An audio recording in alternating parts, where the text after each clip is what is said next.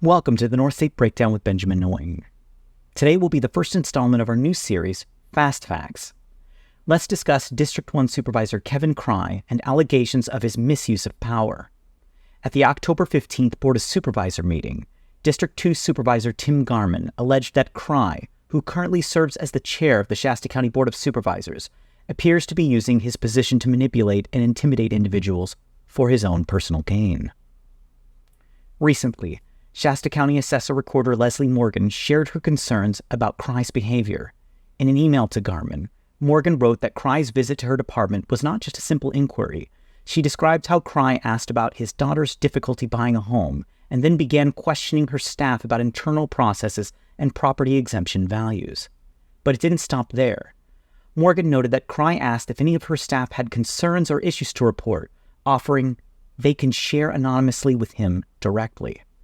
This type of behavior suggests that Crye might be fishing for information, possibly to use it to his advantage.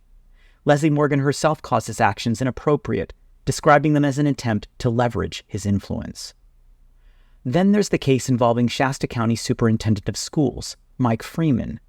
In an email dated September 16, 2024, Freeman expressed his discomfort with how Crye handled their meeting. The meeting took place on August 28th, one day after Crye, Jones, and Kellstrom decided to delay approval of a contract renewal for the Shasta County Office of Education's Community Connect program. All right, Christy, I'm going to say that this doesn't need, this really is an opportunity of probably will take me all of less than a week to put together the necessary information. And again, I just can't in good conscience say a year. To me, if I could do 3 months, I know it's retroactive, and we're only behind, is it 60 days, rough ballpark? Started July 1st. Okay, so we're not even behind 30 days.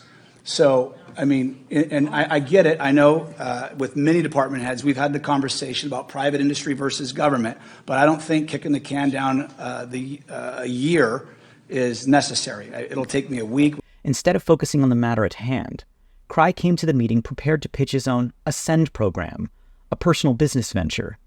Freeman, in his email, highlighted how the timing feels like a potential conflict of interest. Freeman clearly felt that the optics of discussing Crye's personal project directly after a county vote was troubling. Crye's behavior didn't end there. In a post-board meeting discussion on October 15, 2024, Crye attempted to control the narrative surrounding the board's decisions and responded to criticisms from Supervisor Rickert and Garman. Supervisor Garman and Supervisor Rickert poked a bear today, and I've really tried to not pinpoint them a whole lot because Supervisor Garman is, definitely a short timer. He's on his way out. He's only got 2 or 3 more months, and Supervisor Rickert is in the middle of an election. The Lord only knows what's going to happen there. So for me, I just really feel like it's the art of war and Sun Tzu, and it's like Supervisor Rickert, Supervisor Garman want to burn it all down and rule over the ashes. This reaction further underscores Crye's willingness to manipulate the public's perception to suit his interests. Incidents paint a concerning picture of Supervisor Crye allegedly using his position not to serve the community, but to further his own interests and put pressure on county employees. Morgan describes feeling frustrated over what seemed like a fishing expedition from Crye, and Freeman openly worried about the conflict of interest. This suggests Crye may be involved in a larger pattern of misconduct. If you work for Shasta County or have had dealings with Supervisor Crye, the Breakdown is willing to work with you anonymously if you wish to report information. You can send emails to the Breakdown at northstatebreakdown@gmail.com or send a text message or call the Breakdown at 530-638-2243. For those of us in Shasta County, this raises important questions about ethics and the proper use of power. If our elected officials are using their positions to intimidate staff and promote their businesses, how can we trust our elected officials to do what's right for the community?